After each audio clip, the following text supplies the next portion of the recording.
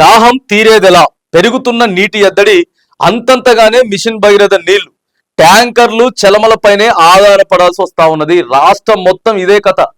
నీళ్లు లేవు, భూగర్భ జలాలు మొత్తం కూడా ఇంకిపోయినాయి, యాడికాడికి అడుగంటిపోయినాయి.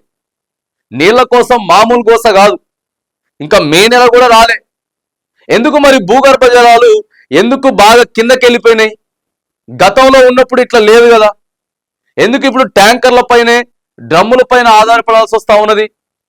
హైదరాబాద్ వ్యాప్తంగా దాదాపుగా 10,000 ట్యాంకర్లు రోజుకి బుకింగ్, ఆన్లైన్లో బుకింగ్ చేసుకోవాలి 500 రూపాయలు పెట్టి. నీళ్లు లేవు. మరి ఉన్నటువంటి చెరువుల్ని కానీ ఎందుకు పూడికలు తీయలేదు? ఎక్కడెక్కడ ఏ ప్రాజెక్టుల నుంచి వెళ్ళి నీళ్లు రావాలో ఎందుకు ఆ ప్రాజెక్టుల నుంచి, ఆ కాలం నుంచి నీళ్లు వస్తలేవు? గతంలో వచ్చినాయి, మరి ఇప్పుడు ఎందుకు రాలే? ఏపీకి ఎందుకు నీళ్లు పోతా ఉన్నాయి? ఎవరు సహకరిస్తా ఉన్నారు ఏపీకి నీళ్లు పోవడానికి? మనకి తాగేదానికి లేవు, మన రైతు పండించుకునేదానికి లేవు. గ్రౌండ్ లెవెల్ వాటర్స్ మొత్తం కూడా డౌన్ అయిపోతా ఉన్నాయి. ఎందుకు అయిపోతా ఉన్నాయి? ప్రభుత్వం ఏం చేయాలి? డౌన్ కాకుండా ఉండాలంటే ప్రభుత్వం ఏం చర్యలు తీసుకోవాలి? ఇట్లా ఇబ్బంది అవుతుందా నీళ్ల కోసం? ఇట్లా చూడండి, ఎడబెట్టిన డ్రమ్ములు మొత్తం తీసుకొని ఎవరింటి ముందు వాళ్ళు పెట్టుకున్నారు. ట్యాంకర్ రావాల, ట్యాంకర్ వచ్చిన తర్వాత ఆయనకు కొన్ని పోతే ఇట్లా నీళ్ళ పరిస్థితి ఇట్లా అవుతా ఉంటే తీసుకపోయి మనం ఉన్న చెట్లను మొత్తం నరగబడితే, ఉన్న చెట్లను మొత్తం నరికేస్తున్నాం. ఇంకేడొస్తాయి నీళ్లు? బెంగళూరులో ఏమైంది? తడిగుడ్డ పెట్టి తుడుచుకోవాలి, తడిగుడ్డ పెట్టి తుడుచుకోవాలి. నువ్వు బైక్ గడిగినా, కారు గడిగినా, నువ్వు ఇల్లు కడుక్కున్నా కానీ నీకు ఫైన్, ప్రభుత్వం నీకు ఫైన్ వేస్తుంది. ఇంకంతకంటే ఎక్కువ చర్యలు కూడా తీసుకుంటారు. ఇలా ఢిల్లీలో ఏమైపోతున్నది? కాలుష్యం ఏంది కథ? ఇవాళ తెలంగాణలో మనకి మస్తు నీళ్లున్నాయి, అయినా కూడా ఎందుకు భూగర్భ జలాలు అట్టుడికి ఎందుకు కిందకి వెళ్ళిపోతా ఉన్నాయి? ఎందుకు ట్యాంకర్లు పెట్టుకోవాల్సి వస్తా ఉన్నది? ఎందుకు డ్రమ్ములు పెట్టుకోవాల్సి వస్తా ఉన్నది? మరి గతంలో ఎందుకు ఇట్లా జరగలేదు? అప్పుడు ట్యాంకర్లు బుక్ చేసుకోలేదా అనేది కాదు, అప్పుడు ట్యాంకర్లు బుక్ చేసుకోరు. కానీ మరి ఈ స్థాయిలో పరిస్థితి, పంటలు ఎండిపోవట్లేవా? పంటలు ఎండిపోవట్లేదు. ఎక్కడి నుంచి వెళ్ళి, ఏ ప్రాజెక్ట్ నుంచి వెళ్ళి నీళ్ళు రావాలా? తాగేదానికి, సాగు కోసం నీళ్ళు రావాలి. మరి గతంలో గేట్లు ఇడిచిపెట్టినాం, ఇప్పుడు ఎందుకు గేట్లు ఇడిచిపెడతలేము? ఇవన్నీ కదా ఆలోచన చేసుకోవాల్సింది. ఉన్నటువంటి చెట్లను మొత్తం నరికేస్తా ఉంటే ఇంకెక్కడ ఉండకపోతే, డౌన్ కాకపోతే ఏమైతాయి? మే నెలలో పరిస్థితి ఏందో అర్థం కాదు. సరే, ఒక జిల్లాలో అక్కడెక్కడో వాటర్ గ్రౌండ్ లెవెల్స్ బాగా పడిపోయినాయి, అక్కడ ఎప్పుడు ఇబ్బంది ఉంటుంది అనుకుంటే ఏమన్నా అనుకోవచ్చు. మొత్తం రాష్ట్రం మొత్తం ఇదే కథ, ఇదే పరిస్థితి ఉన్నది. నీళ్ళకి ఇబ్బంది అవుతున్నది. ట్యాపులు తిప్పితే నీళ్ళు వస్తలేవు. మిషన్ భగీరథ నీళ్ళు కూడా వస్తలేవట చక్కగా. మరి మిషన్ భగీరథ గత 5 సంవత్సరాలలో కూడా ఎందుకు ప్రతిరోజు వాటర్ వచ్చినాయి? ఎక్కడ తప్పిదం, ఎక్కడ లోపం ఉన్నది? ఇవి కదా పట్టించుకోవాల్సింది. ప్రజలకు నీరు కదా ఇవ్వాల్సింది. చూడండి, కామారెడ్డి, ఉమ్మడి వరంగల్ అంతే, ఉమ్మడి ఆదిలాబాద్ జిల్లాలోని తిర్యాని, కెలమరి, ఆసిఫాబాద్, నార్నూర్, గాదిగూడ, లింగపూర్, జైనూర్ తదితర 16 మండలాలు అనేక గ్రామాలు నీళ్ళు లేవు. ఉమ్మడి వరంగల్ జిల్లాలోని 36 మండలాల్లోని 167 గ్రామాల్లో ప్రస్తుతం తాగునీటి ఎద్దడి నెలకొన్నది.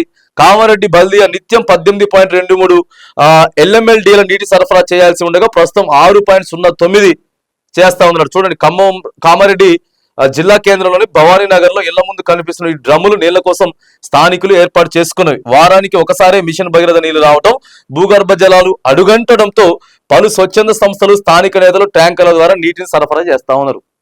ఇంకో ఇది కథ. మనం చెట్లను నరకాలి, ఆ తర్వాత ప్రకృతికి విరుద్ధంగా పోవాలి, నీళ్ళు ఇచ్చేటటువంటి ప్రయత్నం చేయం. ఏమవుతుందండి? మరి ఇంకా ఏమవుతుంది? వేసవి నేపథ్యంలో రాష్ట్రంలోని పలు చోట్ల నీటి ఎద్దడి పెరుగుతోంది. భూగర్భ జలాలు అడుగంటడం, ప్రధాన ప్రాజెక్టులతో పాటు చెరువులు, కుంటల్లోనూ నీటి లభ్యత గణనీయంగా తగ్గిపోవడంతో ప్రజలకి తాగునీటి వెతలు పెరుగుతున్నాయి. ప్రధానంగా ఉమ్మడి ఆదిలాబాద్, వరంగల్, ఖమ్మం, నిజామాబాద్, నల్గొండ, మహబూబ్ నగర్ జిల్లాలోని పలు గ్రామాల్లో రోజువారీ మిషన్ భగీరథ నీళ్లను అధికారులు సరఫరా చేయలేకపోతున్నారు. మారుమూల తండాలు, ఏజెన్సీ ప్రాంతాల్లో సమస్య మరింత తీవ్రంగా ఉంది. పురపాలికలు, కార్పొరేషన్లను తాగునీరు సక్రమంగా సరఫరా కావడం లేదు అనేది రోజు కూడా నీళ్లు లేవు మహాప్రభు అని చెప్పి ఇప్పుడున్న మన ప్రభుత్వం ఏం చెప్పింది తెలుసా? మన వానాకాలం పంటకు ఏమైపోయిందంటే దాదాపుగా మెట్రిక్ టన్నులు గత సంవత్సరం కంటే ఎక్కువ పండేసరికి చూసిర్రా మేము ఎంత పండించినామో, నీళ్లు మస్తుగా ఉన్నాయని చెప్పేసి అన్నారు. వర్షాకాలంగా సార్ జర ఎండాకాలం వచ్చేదాకా ఆగాలి అని చెప్పి ఎంతో మంది చెప్పిర్రు. మరి ఆ వాటర్ని మనం స్టోరేజ్ చేసుకోలేదా? ఎందుకు స్టోరేజ్ చేసుకోలేదు? గాయాల స్టోరేజ్ చేసుకుంటే కింద నీటి ఎద్దడి అనేది భూగర్భంలో ఉంటది. ఇలా భూగర్భాల పరిస్థితి లేవు, నీళ్ళు లేవు. రేపు పొద్దుగాల మే నెల వస్తే ఏంది పరిస్థితి?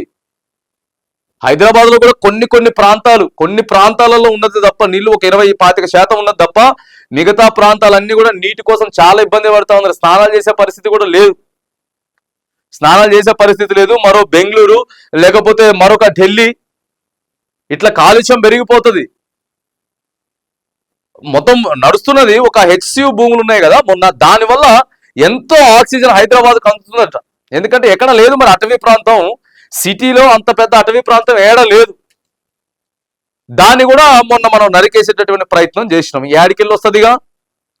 ఈ బైక్లకి వెళ్ళి కార్లకి వెళ్ళి వచ్చినటువంటి ఆ పొగేదో ఉందో గదే పీల్చుకోవాలి. ఇక స్వచ్ఛమైనటువంటి గాలి ఏడొస్తుంది? ఉన్న చెట్లను కూడా నరికేసుకుంటూ పోతే భూగర్భ జలాలన్నిటి కూడా అడుగంటి పోతా ఉన్నాయి. ఇగో ఇది ఈ కథ ఉన్నది. ఇట్లాంటివి చేయాలి, నీళ్లు ఇవ్వాలి, ప్రాజెక్టులను నింపాలంటే ఏం చేయాలి, చెరువులు నింపాలంటే ఏం చేయాలి, జలకళ సంతరించాల. తెలంగాణ అంటే కోటి రత్నాల వీణ అని చెప్పేసి మన నీళ్లు, మన దగ్గర గోదావరి తల్లి ఉన్నది.